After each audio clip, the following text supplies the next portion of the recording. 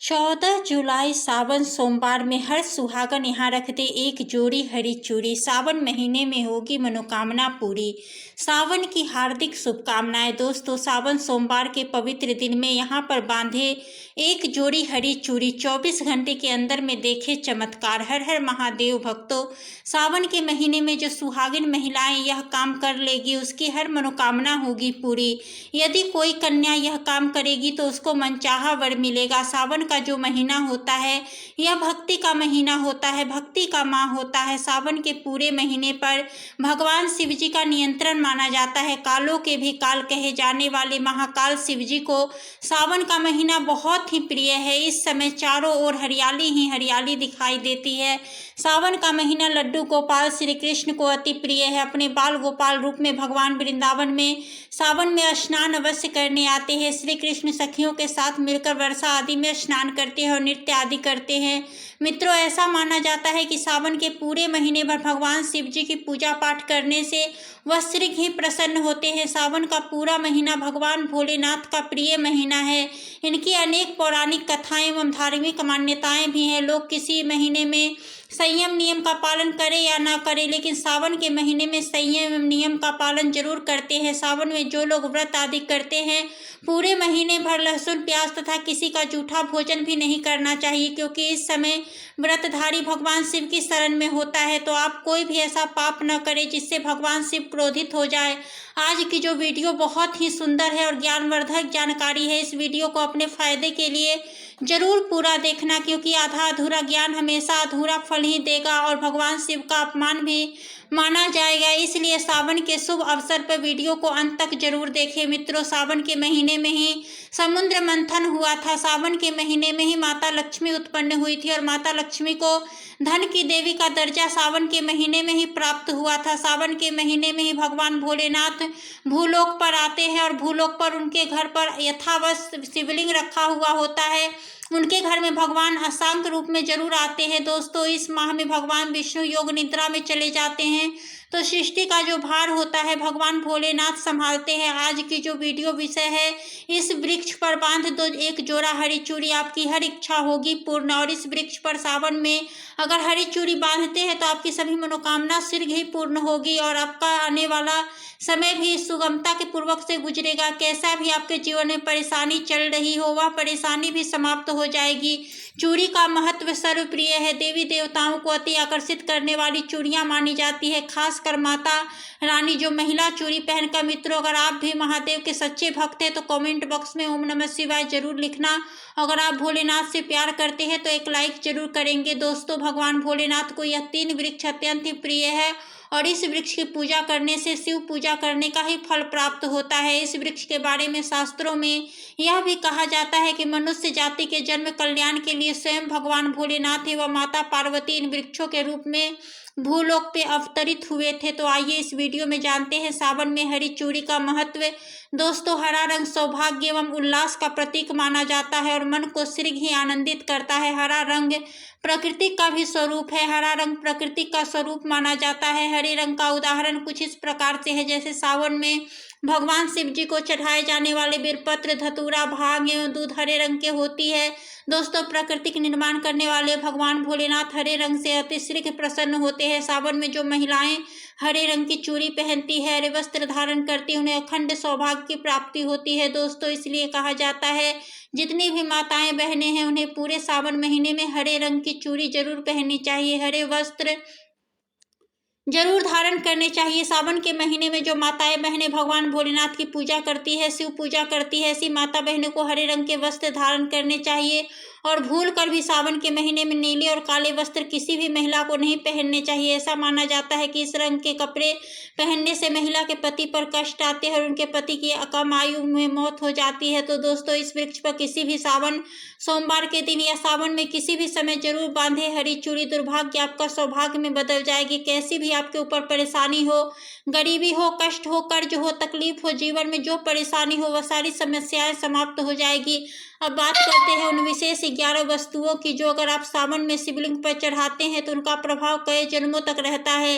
1 बेलपत्र, 3 पत्तियों वाला, 2 आग का फूल, 3 कच्चा दूध, 4 काले चावल, 5 पंचामृत, 6ठा गंगाजल, 7वां भांग, 8वां सफेद चंदन, 9वां मिश्री, 10वां केसर मिश्रित जल, 11वीं भींगे हुए 11 वस्तुएं जल आप पूरे सावन में सोमवार को अर्पित करते हैं और उसके बाद उसी सामग्री का एक अंश अपने पास रखते हैं तो एक अनोखा यंत्र बन जाता है, धन को खींचने वाला, सुख शांति को स्थायी करने वाला और दुर्भाग्य को भस्म करने वाला। परंतु सावधान, यदि आप अनजाने में भी शिवलिंग पर तुलसी, हल्दी, केसर, सिंदूर, नारियल पानी या टूटी फूटी सामग्री चढ़ाते हैं तो यह पुण्य नहीं पाप बन जाता है। दोस्तों, केवल एक ही सोमवार के दिन अगर आप यह उपाय करते हैं, हरी चूड़ी इस वृक्ष पर बांधते हैं तो आपके जन्म जन्मांतर की गरीबी मिट जाती है और सिर्फ ही आपके एक ही सोमवार के दिन यह उपाय करने से मनोकामना पूर्ण होगी। तो दोस्तों, वह वृक्ष कौन है, आइए जानते हैं। सबसे पहले वृक्ष है सम्मी का वृक्ष।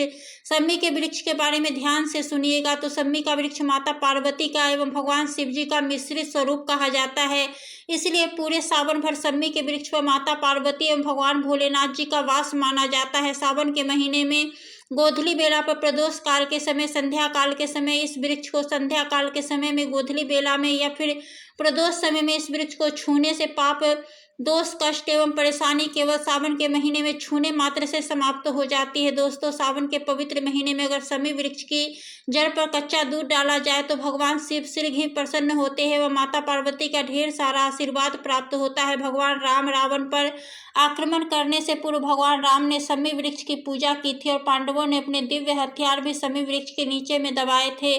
सम्मी का वृक्ष जिस घर में लगा होता है उस घर का कल्याण हो जाता है और घर में सभी प्रकार के भौतिक सुख वास माना जाता है। तो मित्रों, सावन में किसी भी सोमवार के दिन सम्मी वृक्ष पर उमा महेश्वर का ध्यान करते हुए 2 जोड़ी हरी चूड़ी एवं हरे रंग का रिबन जरूर बांधना चाहिए या फिर हरे कलर का जो भी आपको श्रृंगार आदि मिल जाए वह आपको जरूर बांधना चाहिए। जैसे ही हरे रंग की मेहंदी, हरे रंग की बिंदी आदि हरी चूड़ियां जरूर बांधनी चाहिए। दोस्तों, कैसी भी आपकी मनोकामना हो एक बार में ही पूर्ण हो जाएगी, क्योंकि इस खास समय पर यानी सावन के समय में भगवान शिव खास तौर पर वास करने आते हैं धरती पर और सम्मी के वृक्ष में अस्थायी रूप से वास करते हैं। सम्मी का वृक्ष छूने मात्र से आपकी मनोकामना शीघ्र ही पूर्ण हो जाएगी। पूरे सावन भर अगर सम्मी के पत्ते भोलेनाथ जी को उनकी पूजा में चढ़ाते हैं तो इससे अष्टलक्ष्मी आपके घर में वास करती है। आपके घर में कैसी भी गरीबी हो, दरिद्रता हो, दुख हो, परेशानी हो, गरीबी हो, बीमारी हो, सब समाप्त हो जाता है और पूर्ण रूप से आपके घर में भौतिक सुख आकर के निवास करने लगते हैं। दूसरा वृक्ष धतूरे का वृक्ष है। वृक्ष भगवान भोलेनाथ के उग्र रूप काल भैरव के अंश से उत्पन्न हुआ था। ऐसी मान्यता है कि शिवलिंग में धतूरे के पत्ते या पुष्प फल चढ़ाने से राहु, केतु, शनि के कुप्रभाव समाप्त होते हैं। धतूरे के वृक्ष पर सावन के किसी भी सोमवार के दिन अगर आप दो जोड़ी हरी चूड़ी बांधे तो शत्रुओं से छुटकारा मिलता है एवं शत्रुओं का सर्वनाश होता है। सावन सोमवार के दिन धतूरे का वृक्ष छूने मात्र से भोले बाबा आपके घर में दौड़े चले आएंगे। दोस्तों, अगर सावन में किसी भी शनिवार के दिन धतूरे के वृक्ष पर बाबा काल भैरव का ध्यान करते हुए हरी चूड़ी अगर बांधी जाए तो घर में भूत प्रेत बाधाएं सब नष्ट हो जाती है। तीसरा वृक्ष है बेल का वृक्ष। अगर भगवान शिव को बेलपत्र न चढ़ाए जाए तो सावन का व्रत अधूरा माना जाता है। बिना बेलपत्र चढ़ाए शिवलिंग पर जल भी व्यर्थ हो जाता है। इसलिए जब भी आप भगवान शिव पर बेलपत्र चढ़ाए तो 5 बेल पत्रों के ऊपर में श्री राम अवश्य लिखे। इससे भगवान शिव महादेव जल्दी और अत्यंत प्रसन्न हो जाते हैं। दोस्तों, सावन में बेल वृक्ष छूने के कई तीर्थों का लाभ मिलता है। सावन में इस वृक्ष को क्यों छूना जरूरी है, आइए जानते हैं बेल वृक्ष की महिमा को। बेल का वृक्ष में जो बेल का वृक्ष है माता पार्वती के स्वरूप कहा गया है। तो यह वृक्ष माता पार्वती के पसीने से उत्पन्न हुआ है। स्कंद पुराण में बहुत ही स्पष्ट तरीके से बताया गया है। इसके पत्ते में शिव और डाली में पार्वती, जड़ में ब्रह्मा एवं तने में विष्णु जी स्वयं रहते हैं। संध्या काल में ऐसा माना जाता है कि शिव मंदिर के पास जो बेल के वृक्ष है इसके नीचे में अगर कोई भी व्यक्ति सावन में शाम के समय, अगर सावन के पावन दिनों में शाम के समय पर अगर भगवान शिव जी का कोई भी शिव मंदिर है तो उसके किनारे में जो कोई बेल का वृक्ष हो वहां पर आप घी का दीपक जला दीजिए। इससे बहुत ही उत्तम कहा गया है। वैसे अगर आप घी का दीपक जलाते हैं तो आपको धन, गुण एवं परम शिव की प्राप्ति होती है। दोस्तों, इस वृक्ष को छूने से पाप तत्काल नष्ट हो जाते हैं। कैसा भी आपके जीवन में पाप हो दूर हो जाता है। आपको करना क्या है, जो बेल का वृक्ष है इसे बहुत ही उत्तम कहा गया है। माता लक्ष्मी को भी बेल वृक्ष का अवतार लेना पड़ा था एक कथा के अनुसार। तो आपको सावन के पवित्र दिनों में बेल के वृक्ष के नीचे हो सके तो घी का दीपक जरूर जलाइएगा। घी का दीपक बहुत ही उत्तम कहा गया है। अन्य वृक्षों को जैसे आपने मक्खन चढ़ाया, बतासे का भोग लगाया, बेल के वृक्ष को माता पार्वती तथा भगवान शंकर का स्वरूप ही कहेंगे। बेल के वृक्ष की जड़ होती है। इसमें जो मूल भाग होता है इसमें समस्त तीर्थ आकर निवास करते हैं। इसलिए सावन के महीने में कहा जाता है जो लोग अगर तीर्थ धाम नहीं जा सकते, तीर्थों के दर्शन नहीं कर पाते, तो ऐसे व्यक्ति बेल के वृक्ष में नीचे 1 महीने तक घी का दीपक जला लेते हैं तो संपूर्ण जितने भी तीर्थ होते हैं इन घूमने का बराबर पुण्य ही प्राप्ति होती है। मित्रों, सभी को धन की जरूरत नहीं होती, किसी को पुण्य की प्राप्ति की जरूरत होती है। कोई आध्यात्मिक उन्नति करना चाहता है, सावन के शुभ मंगल दिनों में इस वृक्ष को छूना है, माता पार्वती से प्रार्थना लगानी है कि हे माता पार्वती, आप ही शक्ति स्वरूपा है, लक्ष्मी है, धन की देवी है, आप ही संसार को चलाने वाली देवी है। इस प्रकार से प्रार्थना करते हुए इस वृक्ष को छूना है और बोलना है कि मेरी गरीबी मिटाइए माता, मेरी निर्धनता को मिटाइए, मेरे जीवन में चल रही परेशानियां, सारी परेशानियां दूर करें। इस प्रकार प्रार्थना करते हुए आपको 1 कपूर और 1 लौंग भी जला देना है।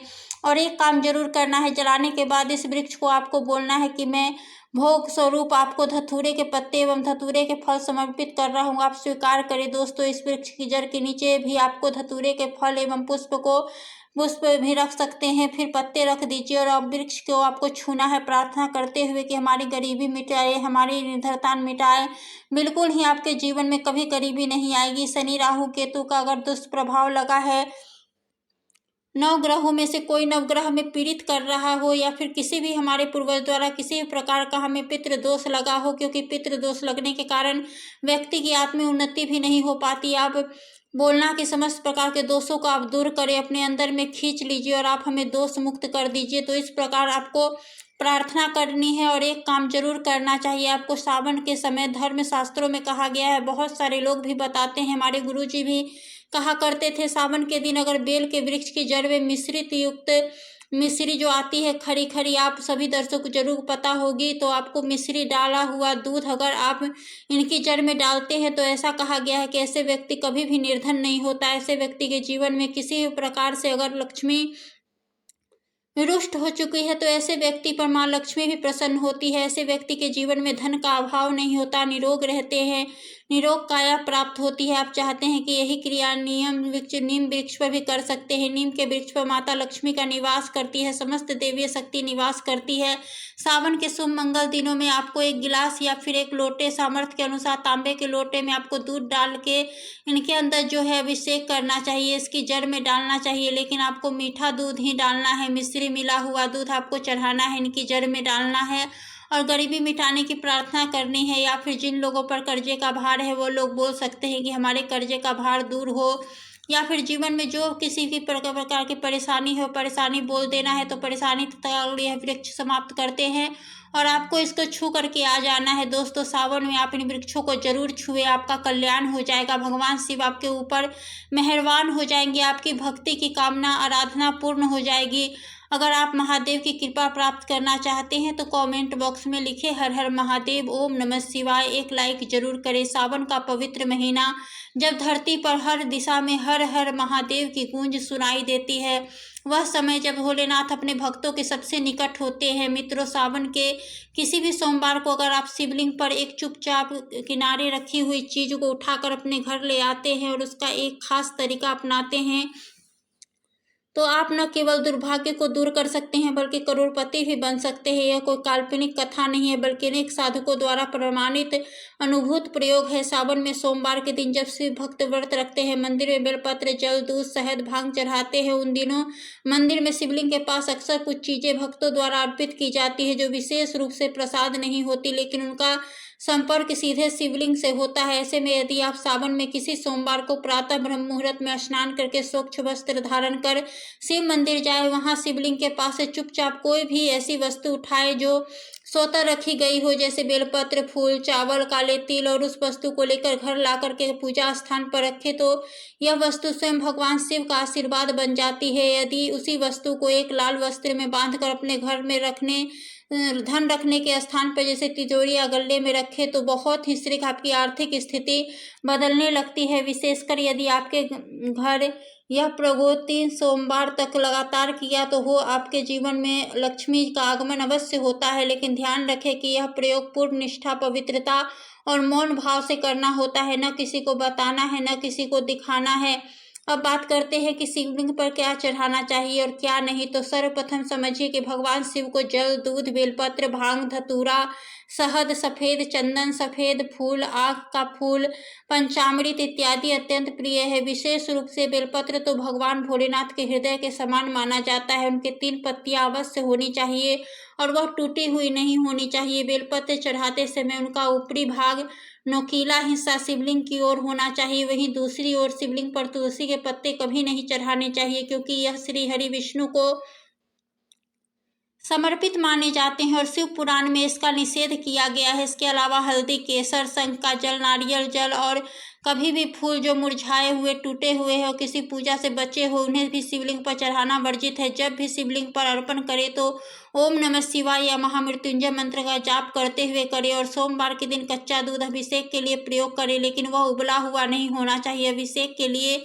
जल भी गंगाजल या कुएं का शुद्ध जल होना चाहिए। इस दिन शिवलिंग को स्पर्श करते समय अपने मन को पवित्र रखें, क्योंकि कहा गया है कि शिव को भाव के भूखे हैं, धन या वस्त्र से नहीं बल्कि आपके समर्पण से प्रसन्न होते हैं। इसलिए यदि आप इस श्रावण सोमवार को नियम पूर्वक व्रत रख रहे हैं तो ब्रह्म मुहूर्त में उठकर शिवलिंग का अभिषेक करें और उपयुक्त बताए अनुसार शिवलिंग से जुड़ी हुई कोई वस्तु लेकर उसे अपने घर में धर्म स्थान पर स्थापित करें। तो समझ लीजिए आपको जीवन का भाग बदलना निश्चित है। कोई तंत्र मंत्र नहीं बल्कि शिव तत्व की कृपा है जो आपको संपर्क में आई वस्तु से प्रकट होती है।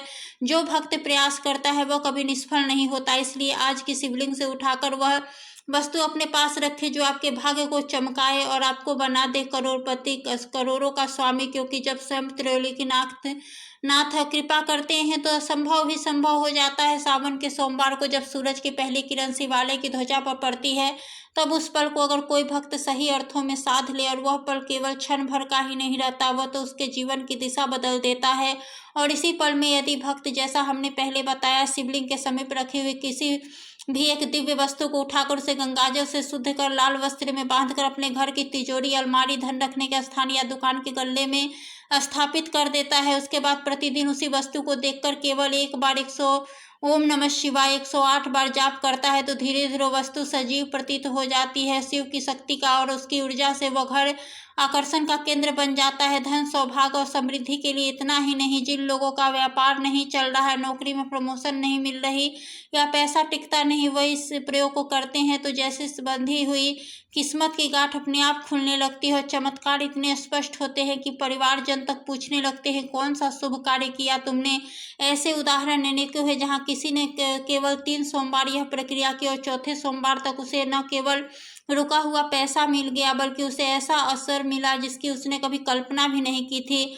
अब एक और रहस्य जानिए, यदि आप इस शिवलिंग से उठाई गई वस्तु के साथ साथ सोमवार को एक विशेष दीपक भी जलाएं, इसमें शुद्ध घी और शुद्ध कपूर, 2 लौंग हो और दीपक को शिवलिंग के सामने अर्पण करने के बाद तो यह प्रयोग कई गुना अधिक प्रभावी हो जाता है। अब हम आपको सावन सोमवार की रात में सोने से पूर्व किया जाने वाला एक और धनवर्धक रहस्य उपाय बताते हैं। रात्रि में एक सफ़ेद कपड़े में थोड़ी सी सफ़ेद चावल, थोड़ी सी काली मिट्टी जो शिवलिंग के समीप की हो और एक छोटा सा चांदी का सिक्का रखे, उसे तकिए के नीचे रखकर सोए और प्रातः उसे शिवलिंग के चरणों में अर्पित करें। फिर देखिए अगले 21 दिनों में कैसे अद्भुत परिवर्तन होते हैं, क्योंकि जब आपकी आस्था निष्कलंक होती है और आप नियम से हर कार्य करते हैं तो ब्रह्मांड की सारी शक्ति आपके सहयोग में उतर आती है। दोस्तों, शास्त्रों के अनुसार सावन के महीने को सभी साल के 12 महीनों में सबसे श्रेष्ठ महीना माना जाता है, क्योंकि इस दिन भगवान भोलेनाथ, माता पार्वती जी की पूजा करने से व्यक्ति को सभी भौतिक सुख सुविधाओं की प्राप्ति होती है। कमेंट बॉक्स में सच्चे हृदय से लिखते जय भगवान शिव, जय माता पार्वती। भगवान भोलेनाथ आपकी मनोकामना इस सावन जरूर ही पूर्ण करेंगे। जानकारी अच्छी लगी हो तो वीडियो को लाइक जरूर करें। चैनल पे नए हैं तो चैनल को सब्सक्राइब जरूर ही कर ले। महादेव आप सभी भक्तों की हर मनोकामना को पूर्ण करे। हर हर महादेव।